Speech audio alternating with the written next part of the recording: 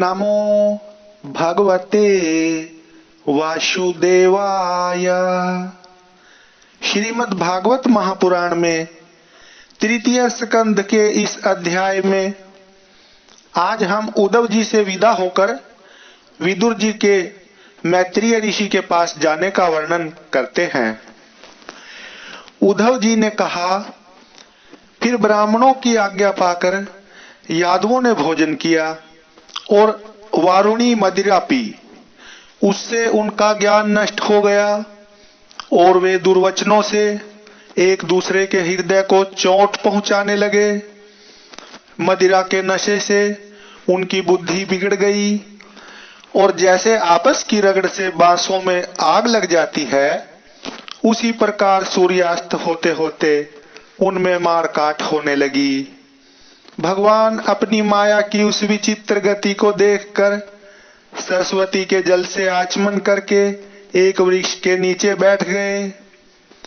इससे पहले ही शरणागतों का दुख दूर करने वाले भगवान श्री कृष्ण ने अपने कुल का संहार करने की इच्छा होने पर मुझसे कह दिया था कि तुम बद्रिकाश्रम चले जाओ।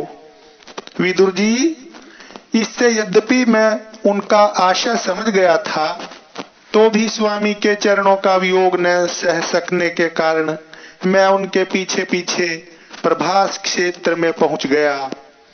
वहां मैंने देखा कि जो सबके आश्रय हैं किंतु जिनका कोई और आश्रय नहीं है, वे प्रियतम प्रभु शोभा धाम श्याम सुंदर सरस्वती के तट पर अकेले ही बैठे हैं। दिव्य विशुद्ध सत्व में अत्यंत सुंदर श्याम शरीर है, शांति से भरी रत्नारी आंखें हैं।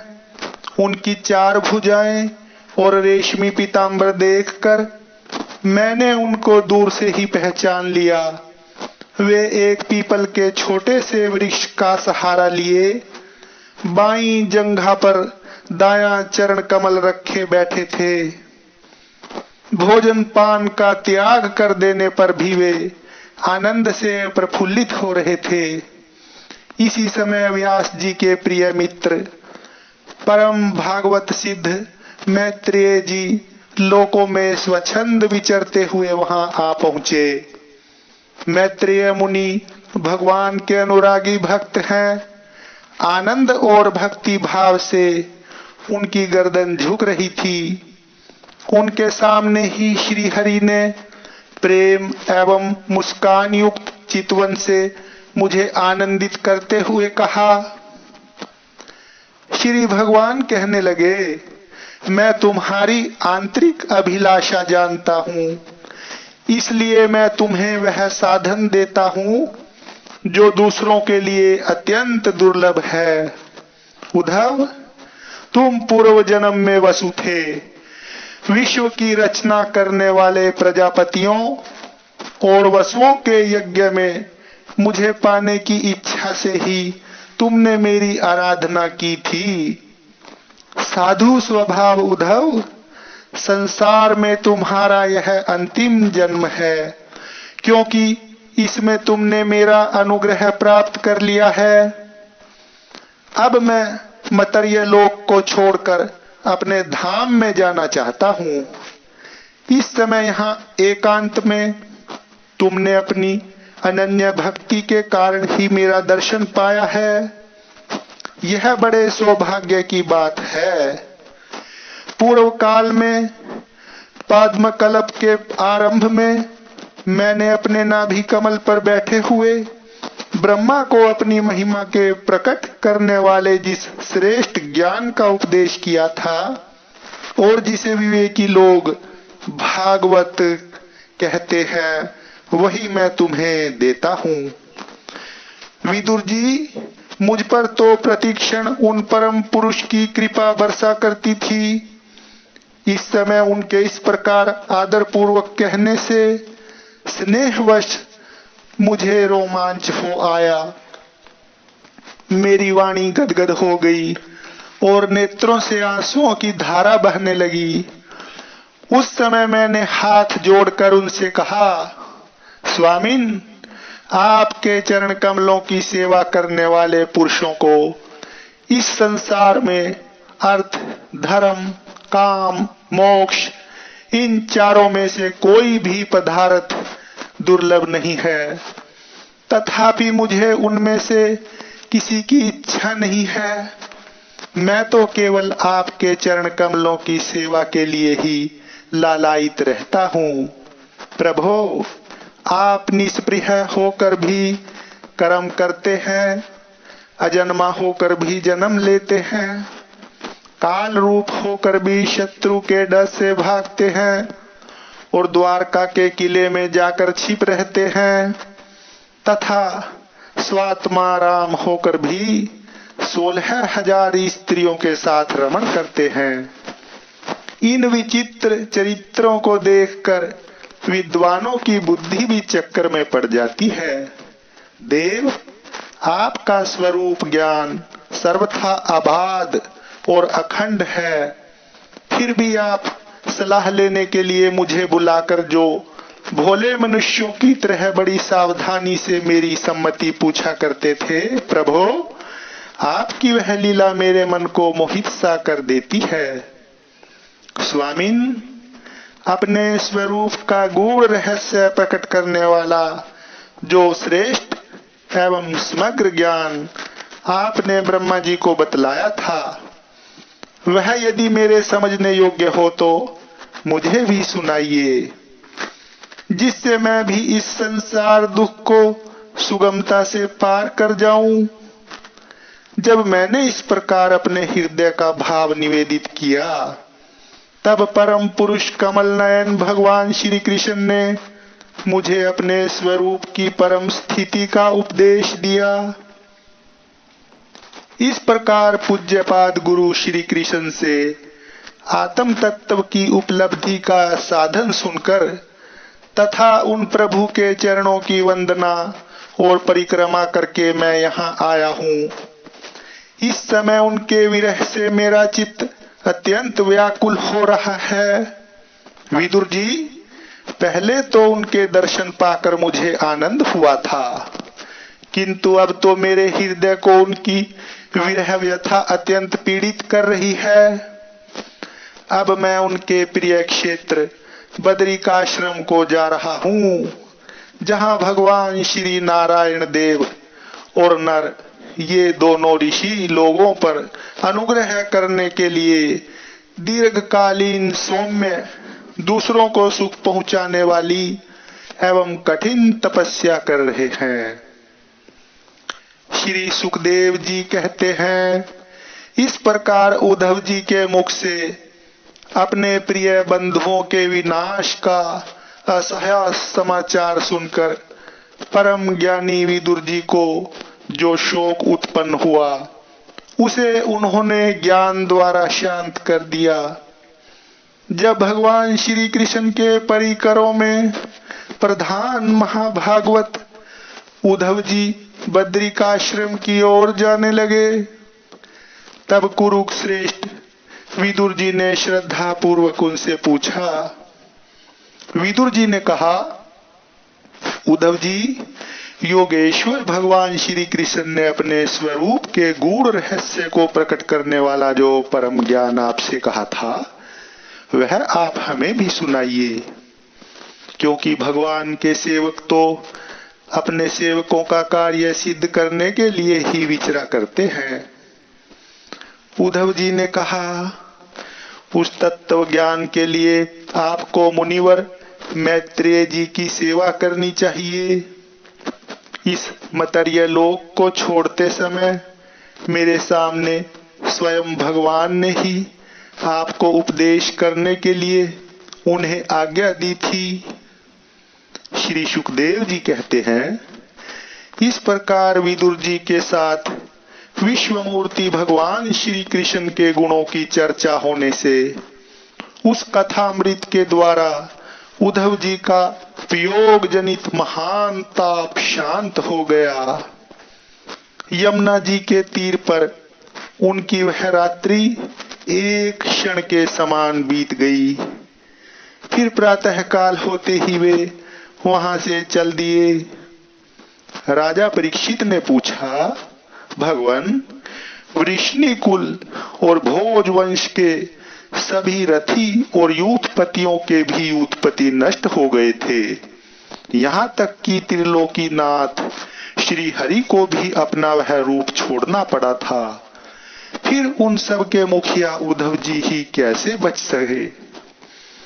श्री सुखदेव जी ने कहा, जिनकी इच्छा कभी व्यर्थ नहीं होती, उन श्री हरि ने ब्राह्मणों के शाप रूप काल के बहाने अपने कुल का संहार कर अपने श्री विग्रह को त्यागते समय विचार किया, अब इस लोक से मेरे चले जाने पर संयमी शिरोमणि उद्धव ही मेरे ज्ञान को ग्रहण करने के सच्चे अधिकारी हैं। उद्धव मुझसे अणु मात्र भी कम नहीं है, क्योंकि वे आत्मजयी हैं, विषयों से कभी विचलित नहीं हुए। अतः लोगों को मेरे ज्ञान की शिक्षा देते हुए वे यहीं रहे। वेदों के मूल कारण जगत गुरु श्री कृष्ण के इस प्रकार आज्ञा देने पर उद्धव जी बद्रिकाश्रम में जाकर समाधि योग द्वारा श्री हरि की आराधना करने लगे। कुरुश्रेष्ठ परीक्षित, परमात्मा श्री कृष्ण ने लीला से ही अपना श्री विग्रह प्रकट किया था और लीला से ही उसे अंतर्धान भी कर दिया। उनका वह अंतर्धान होना भी धीर पुरुषों का उत्साह बढ़ाने वाला तथा दूसरे पशु तुल्य अधीर पुरुषों के लिए अत्यंत दुष्कर था। परम भागवत उद्धव जी के मुख से उनके प्रशंसनीय कर्म और इस प्रकार अंतर्धान होने का समाचार पाकर तथा यह जानकर कि भगवान ने परम धाम जाते समय मुझे भी स्मरण किया था, विदुर जी उद्धव जी के चले जाने पर प्रेम से विहल होकर रोने लगे।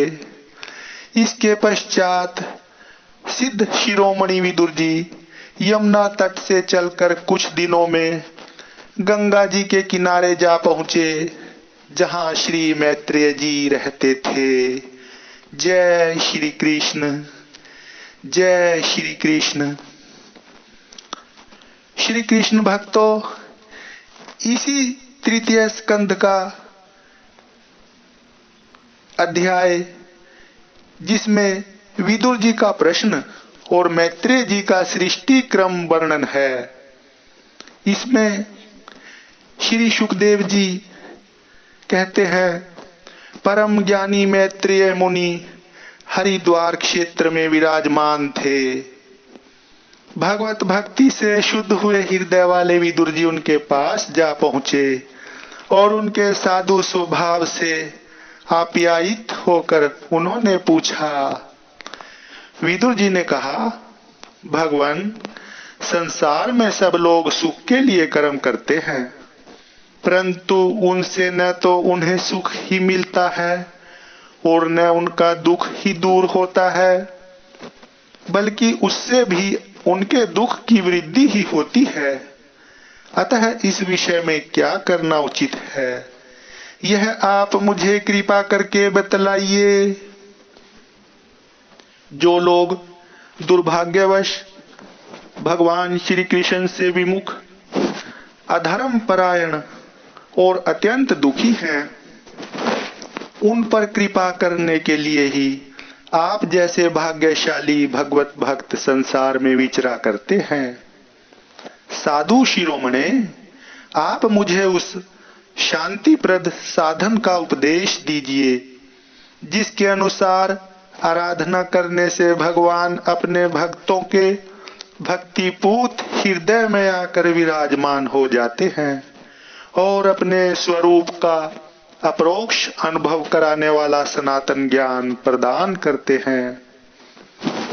त्रिलोकी के नियंता और परम स्वतंत्र श्री हरि अवतार लेकर जो जो लीलाएं करते हैं, जिस प्रकार अकर्ता होकर भी उन्होंने कल्प के आरंभ में इस सृष्टि की रचना की, जिस प्रकार इसे स्थापित करके वे जगत के जीवों की जीविका का विधान करते हैं, फिर जिस प्रकार इसे अपने हृदय काश में लीन कर वृत्ति शून्य हो योग माया का आश्रय लेकर शयन करते हैं, और जिस प्रकार वे योगेश्वर प्रभु होने पर भी इस ब्रह्मांड में अंतर्यामी रूप से अनुप्रविष्ट होकर अनेकों रूपों में प्रकट होते हैं, वह सब रहस्य आप हमें समझाइए।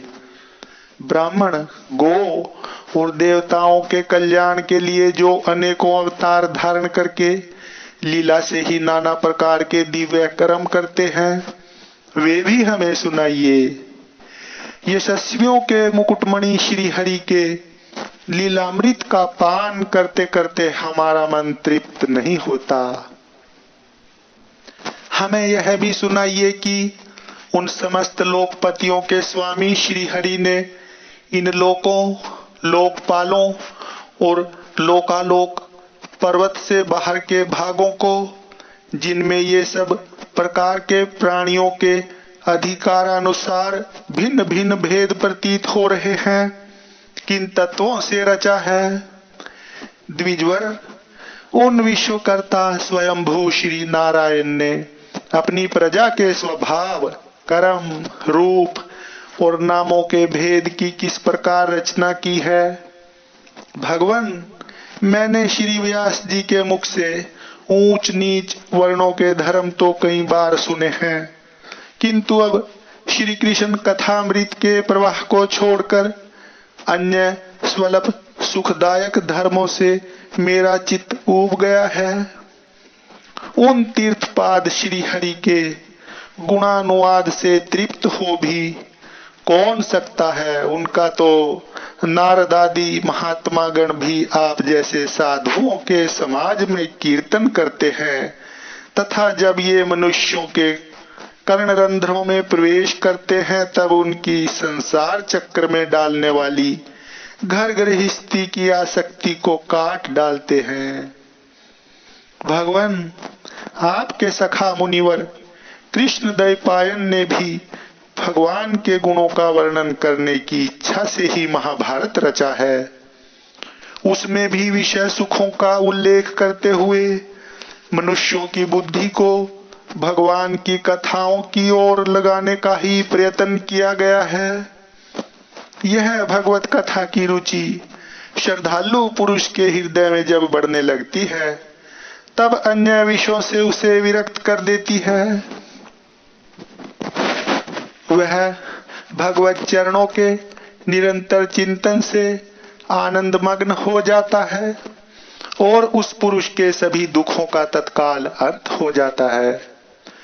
मुझे तो उन शोचनीयों के भी शोचनीय अज्ञानी पुरुषों के लिए निरंतर खेद रहता है, जो अपने पिछले पापों के कारण श्री हरि की कथाओं से विमुख रहते हैं।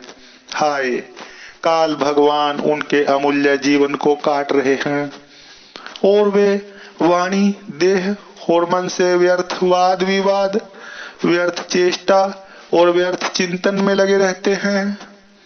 मैत्रेय जी, आप दीनों पर कृपा करने वाले हैं, अतः भौरा जैसे फूलों में से रस निकाल लेता है, उसी प्रकार इन लौकिक कथाओं में से इनकी सारभूता परम कल्याणकारी पवित्र कीर्ति श्री हरि की कथाएं छांटकर हमारे कल्याण के लिए सुनाइए।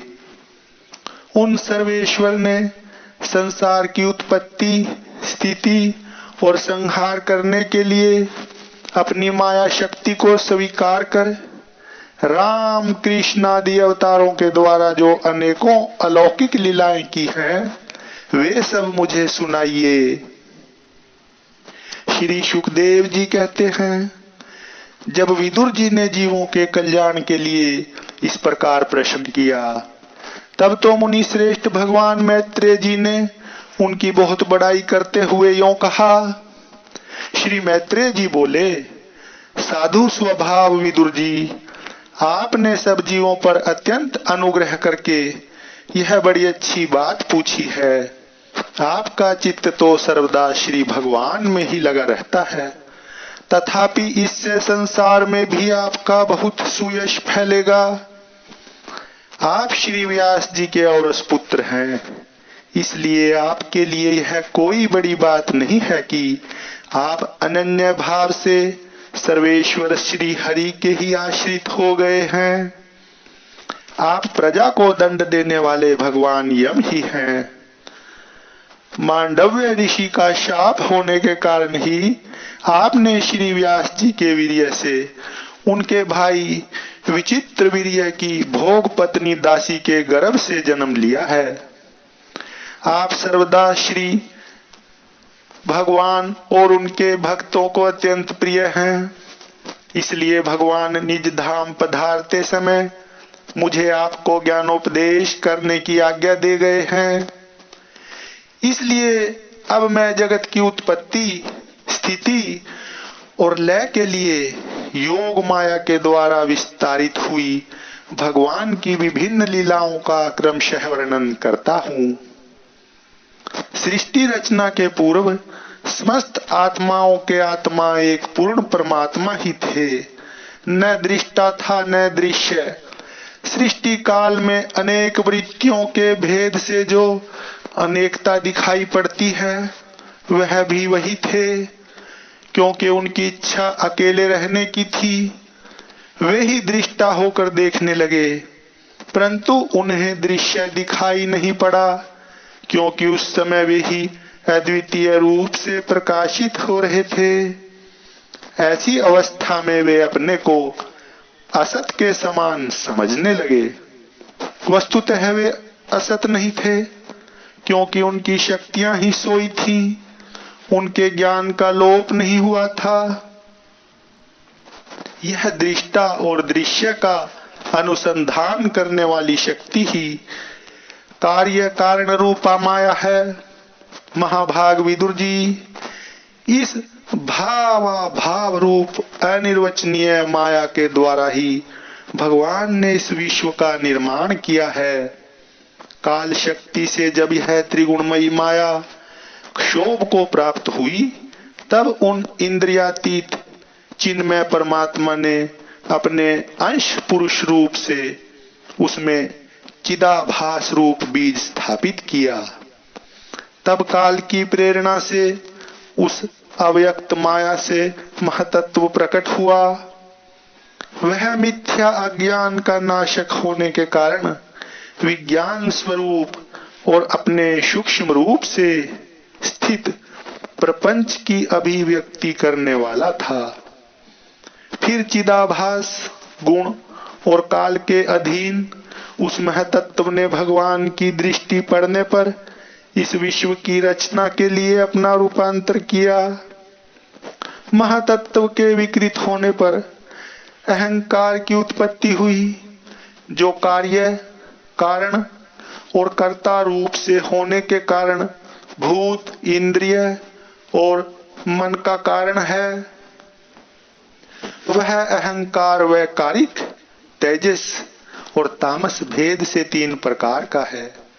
अतः अहम तत्व में विकार होने पर वैकारिक अहंकार से मन और जिनसे विषयों का ज्ञान होता है, वे इंद्रियों के अधिष्ठाता देवता हुए। तेजस अहंकार से ज्ञानेंद्रियां और कर्मेंद्रियां हुई, तथा तामस अहंकार से सूक्ष्म भूतों का कारण शब्द तन्मात्र हुआ, और उससे दृष्टांत रूप से आत्मा का बोध कराने वाला आकाश उत्पन्न हुआ। भगवान की दृष्टि जब आकाश पर पड़ी, तब उससे फिर काल, माया और चिदाभास के योग से स्पर्श तन्मात्र हुआ, और उसके विकृत होने पर उससे वायु की उत्पत्ति हुई। अत्यंत बलवान वायु ने आकाश के सहित विकृत होकर रूप तन्मात्र की रचना की, और उससे संसार का प्रकाशक तेज उत्पन्न हुआ। फिर परमात्मा की दृष्टि पड़ने पर वायु युक्त तेज ने काल, माया और चिदंश के योग से विकृत होकर रस तन्मात्र के कार्य जल को उत्पन्न किया। तदंतर तेज से युक्त जल ने ब्रह्मा का दृष्टिपात होने पर काल, माया और चिदंश के योग से गंध गुणमयी पृथ्वी को उत्पन्न किया। विदुर जी, इन आकाशादि भूतों में से जो जो भूत पीछे पीछे उत्पन्न हुए हैं, उनमें क्रमशः अपने पूर्व पूर्व भूतों के गुण भी अनुगत समझने चाहिए। ये महातत्वादि के अभिमानी विकार, विक्षेप और चेतांश विशिष्ट देवगण श्री भगवान के ही अंश हैं, किंतु पृथक पृथक रहने के कारण जब वे विश्व रचना रूप अपने कार्य में सफल नहीं हुए, तब हाथ जोड़कर भगवान से कहने लगे। देवताओं ने कहा, देव, हम आपके चरण कमलों की वंदना करते हैं। ये अपनी शरण आए हुए जीवों का ताप दूर करने के लिए छत्र के समान हैं, तथा इनका आश्रय लेने से यतिजन अनंत संसार दुख को सुगमता से ही दूर फेंक देते हैं। जगत कर्ता जगदीश्वर इस संसार में ताप त्रय से व्याकुल रहने के कारण जीवों को जरा भी शांति नहीं मिलती। इसलिए भगवान, हम आपके चरणों की ज्ञानमयी छाया का आश्रय लेते हैं। मुनिजन एकांत स्थान में रहकर आपके मुख कमल का आश्रय लेने वाले वेद मंत्र रूप पक्षियों के द्वारा जिनका अनुसंधान करते रहते हैं, तथा जो संपूर्ण पाप नाशिनी नदियों में श्रेष्ठ श्री गंगा जी के उद्गम स्थान हैं, आपके उन परम पावन पाद्य पदों का हम आश्रय लेते हैं। हम आपके चरण कमलों की उस चौकी का आश्रय ग्रहण करते हैं जिसे भक्तजन श्रद्धा और श्रवण कीर्तनादि रूप भक्ति से परिमार्जित अंतःकरण में धारण करके वैराग्य पुष्ट ज्ञान के द्वारा परम धीर हो जाते हैं। ईश, आप संसार की उत्पत्ति, स्थिति और संहार के लिए ही अवतार लेते हैं, अतः हम सब आपके उन चरण कमलों की शरण लेते हैं जो अपना स्मरण करने वाले भक्तजनों को अभय कर देते हैं। जिन पुरुषों का देह, गेह तथा उनसे संबंध रखने वाले अन्य तुच्छ पदार्थों में अहमता, ममता तथा दृढ़ दुराग्रह है, उनके शरीर में रहने पर भी जो अत्यंत दूर हैं, उन्हीं आपके चरणारविंदों को हम भजते हैं। परम यशस्वी परमेश्वर इंद्रियों के विषयाभिमुख रहने के कारण जिनका मन सर्वदा बाहर ही भटका रहता है, वे पामर लोग आपके विलासपूर्ण पाद विन्यास की शोभा के विशेषज्ञ भक्तजनों का दर्शन नहीं कर पाते। इसी से वे आपके चरणों से दूर रहते हैं। देव, आपके कथामृत का पान करने से उमड़ी हुई भक्ति के कारण जिनका अंतःकरण निर्मल हो गया है, वे लोग वैराग्य ही जिसका सार है, ऐसा आत्म ज्ञान प्राप्त करके अनायास ही आपके वैकुंठ धाम को चले जाते हैं। दूसरे धीर पुरुष चित्त निरोध रूप समाधि के बल से आपकी बलवती माया को जीतकर आप में ही लीन तो हो जाते हैं, पर उन्हें श्रम बहुत होता है, किंतु आपकी सेवा के मार्ग में कुछ भी कष्ट नहीं है। आदिदेव, आपने सृष्टि रचना की इच्छा से हमें त्रिगुणमय रचा है, इसलिए विभिन्न स्वभाव वाले होने के कारण हम आपस में मिल नहीं पाते और इसी से आपकी क्रीड़ा के साधन रूप ब्रह्मांड की रचना करके उसे आपको समर्पित करने में असमर्थ हो रहे हैं। अतः जन्म रहित भगवान, जिससे हम ब्रह्मांड रचकर आपको सब प्रकार के भोग समय पर समर्पित कर सकें और जहां स्थित होकर हम भी अपनी योग्यता के अनुसार अन्न ग्रहण कर सकें, तथा ये सब जीव भी सब प्रकार की विघ्न बाधाओं से दूर रहकर हम और आप दोनों को भोग समर्पित करते हुए अपना अपना अन्न भक्षण कर सकें, ऐसा कोई उपाय कीजिए। आप निर्विकार पुराण पुरुष ही अन्य कार्य वर्ग के सहित हम देवताओं के आदि कारण हैं। देव, पहले आप अजन्माही ने सत्वादि गुण और जन्मादि कर्मों की कारण रूपा माया शक्ति में चिदाभास रूप वीर्य स्थापित किया था। परमात्म देव, महतत्वादि रूप हम देवगण जिस कार्य के लिए उत्पन्न हुए हैं, उसके संबंध में हम क्या करें? देव, हम पर आप ही अनुग्रह करने वाले हैं, इसलिए ब्रह्मांड रचना के लिए आप हमें क्रिया शक्ति के सहित अपनी ज्ञान शक्ति भी प्रदान कीजिए। ओम जय श्री कृष्ण, जय श्री कृष्ण। हरे कृष्णा कृष्णा कृष्णा हरे हरे, हरे राम राम राम हरे हरे। हरे कृष्णा कृष्णा कृष्णा हरे हरे, हरे राम राम राम हरे हरे। हरे कृष्णा कृष्णा कृष्णा हरे हरे, हरे राम राम राम राम हरे हरे।